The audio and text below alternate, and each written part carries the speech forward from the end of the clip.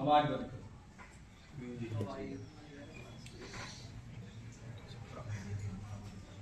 आगे आते हैं भारतीय साक्ष्य अधिनियम में अध्याय 5 और टॉपिक है विशेषज्ञों की राय, धारा 39। इसके बारे में आपको बताते हैं सबसे पहले कि विशेषज्ञ कहेंगे किसको, विशेषज्ञ की परिभाषा। तो धारा 39 में विशेषज्ञ को परिभाषित किया गया है कि विदेशी विधि, विदेशी विधि का मतलब फॉरेन लॉ, विज्ञान, साइंस, कला, आर्ट, हस्तलेख, हैंडराइटिंग और अंगुली चिन्हों की अनन्यता मतलब फिंगरप्रिंट जो होते हैं उनके बारे में, या अन्य किसी क्षेत्र में विशेष कुशल व्यक्तियों को विशेषज्ञ कहा जाता है। विशेष कुशल व्यक्ति किसे कहेंगे यह स्पष्ट नहीं है, लेकिन अगली लाइन में बताता है कि जिस व्यक्ति को अपनी विधा में पर्याप्त ज्ञान हो और उसका काम करने का उसे अनुभव हो, यानी कि न्यायालय एवं अन्य निर्देशों से ज्ञात होता है कि विशेष कुशल व्यक्ति से आशय संबंधित क्षेत्र में उस व्यक्ति से है जो उस क्षेत्र में ज्ञान और अनुभव रखता हो, अपने उस विधा में दक्ष हो और उसे उसका एक्सपीरियंस हो। इसी चीज को डायग्राम से बताया गया है जिससे आपके दिमाग में आसानी से बैठ जाए कि विशेषज्ञों के क्षेत्र कौन कौन से होते हैं। Foreign law, science, art, handwriting, fingerprint और कोई अन्य क्षेत्र। जो कोई अन्य क्षेत्र लिखा हुआ है इसमें और भी हो सकते हैं, और यहां जो सुसंगत है वो है इलेक्ट्रॉनिक जो आइटम होते हैं, इलेक्ट्रॉनिक दस्तावेज होते हैं उनके बारे में बताया गया है। अब आती है सेक्शन 39 विशेषज्ञों की राय। तो जब न्यायालय को निम्न क्षेत्र में राय बनानी हो कि किस तरफ झुकाव लेना हो, ओपिनियन चाहिए कि क्या होना चाहिए क्या नहीं होना चाहिए, राय बनानी हो, तो ऐसे क्षेत्र के विषयों के प्रश्न में विशेष कुशल व्यक्तियों की राय सुसंगत तथ्य है और ऐसे व्यक्ति उस क्षेत्र के विशेषज्ञ कहलाते हैं। जैसे अगर कोई फॉरेन लॉ में पारंगत है, मान लीजिएगा जैसे बात हो रही है ब्रिटेन की, तो ब्रिटेन का लॉ जिसको बढ़िया से आता होगा वो उसका एक्सपर्ट होगा और उसमें उसे अनुभव भी प्राप्त हो, एक्सपीरियंस भी हो। साइंस, साइंस का मतलब है जैसे साइंस के बहुत सारे पहलू हैं, लेकिन जो हमारे इसमें प्रयोग होता है वो ज्यादातर है डॉक्टर। ठीक है, डॉक्टर क्या राय देता है। जैसे उदाहरण ये है कि कोई व्यक्ति किसी विष के खाने से या खिलाने से अगर उसकी मृत्यु हुई है तो मृत्यु से पहले उसके क्या लक्षण थे, तो डॉक्टर अपने अनुभव से बताता है कि शरीर नीला पड़ गया था, उसका हार्ट काम करना बंद कर दिया था, हाथ पांव इधर उधर फेंक रहा था, तो उसे अनुभव है कि इस तरह के विष खाने से उसकी ऐसे लक्षण होंगे। अगली बात है कला, आर्ट से रिलेटेड कोई मामला हो।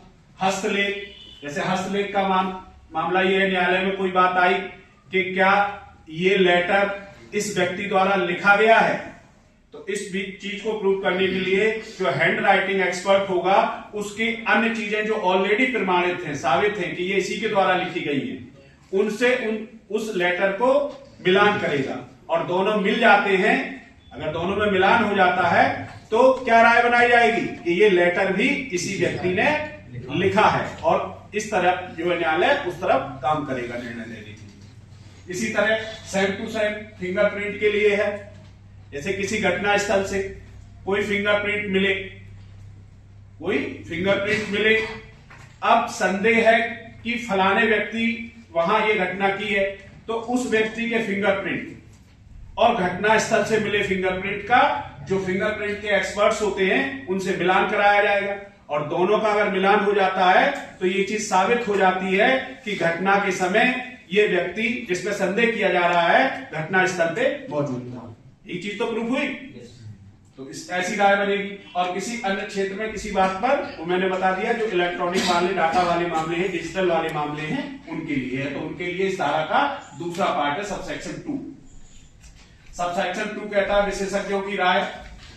सेक्शन 39 कि जब न्यायालय को किसी कार्रवाई में निम्न में से किसी बात या सूचना के संबंध में कोई राय बनानी है तो आईटी एक्ट की धारा 79 का 1 में विनिर्दिष्ट इलेक्ट्रॉनिकी साक्ष्य परीक्षक, मतलब ऐसे डाटा, ऐसे डिजिटल मटेरियल को परीक्षण करने के लिए एक इलेक्ट्रॉनिक साक्ष्य परीक्षक की राय एक सुसंगत तथ्य है तथा इलेक्ट्रॉनिकी साक्ष्य परीक्षक ही इस मामले का एक्सपर्ट विशेषज्ञ माना जाएगा। किन मामलों में है ये? तो किसी कंप्यूटर संसाधन में कोई डाटा है, अगर उसमें किसी ने छेड़छाड़ की है, जैसे आप ये समझिएगा, मतलब लिखा यह गया था कि रोको कॉमा मत जाने दो, उनने छेड़छाड़ क्या की, रोको के बाद कॉमा हटा करके और रोको मत पे कॉमा लगा दिया, छेड़छाड़ की। तो अगर ऐसी राय है कि इसमें छेड़छाड़ की जा सकती है तो उसका अर्थ का अनर्थ हो गया, बदल गया ना दोनों का मीनिंग। तो ऐसी जो है, जो एग्जामिनर होगा इलेक्ट्रॉनिक एविडेंस का, उसकी राय मानी जाएगी कि इससे छेड़छाड़ की गई या नहीं की गई। किसी अन्य इलेक्ट्रॉनिक गैजेट में, ऐसा कोई गैजेट है तो उसमें एग्जामिनर जो इसका है इलेक्ट्रॉनिक की एविडेंस का, उसकी राय मानी जाएगी। डिजिटल प्रारूप में पारेषित कोई सूचना, यहां पारेषित का मतलब है भेजना या सेंड करना। जैसे डिजिटल रूप में आपने कोई ऑडियो सेंड किया, कोई वीडियो सेंड किया, या कोई और कंटेंट में पीडीएफ बना के सेंड किया, तो पारेषित का मतलब भेजी गई सूचना के बारे में अगर कोई राय बनानी है तो जो एग्जामिनर है इलेक्ट्रॉनिक एविडेंस का, उसकी राय सुसंगत होगी। इसी तरह डिजिटल प्रारूप में भंडारित कोई सूचना, तो भंडारित का मतलब होता है स्टोर कर ली गई हो उस गैजेट में और उसको सेव कर लिया गया हो। ऐसी सूचना के बारे में कोई राय बनानी है तो इलेक्ट्रॉनिक साक्ष्य का परीक्षक की राय सुसंगत होगी। अब विशेषज्ञों की राय का महत्व क्या होता है, ये न्यायालय की बात हो रही कि विशेषज्ञों की राय न्यायालय में सुसंगत होती है, रिलीवेंट होती है। अगली बात कही, विशेषज्ञों की राय का जो आधार है, ग्राउंड है, वह जिस वजह पे कारण से ये राय दे रहा है वो भी सुसंगत है। विशेषज्ञों की राय कोई निश्चायक सबूत तो नहीं है। निश्चायक सबूत याद आ रहा है, जो किसी अस्तित्व के होने के बारे में बताता है कि है ही है, हाँ नहीं है, किंतु विवेचना अथवा ट्रायल में लीड लेने में विशेषज्ञों की राय महत्वपूर्ण होती है। जैसे डंप डाटा है, डंप डाटा ये भी इन्हीं के जो इलेक्ट्रॉनिक एग्जामिनर रहते हैं इलेक्ट्रॉनिक एविडेंस के, वही बताते हैं। डंप डाटा का मतलब मालूम है आपको? नहीं।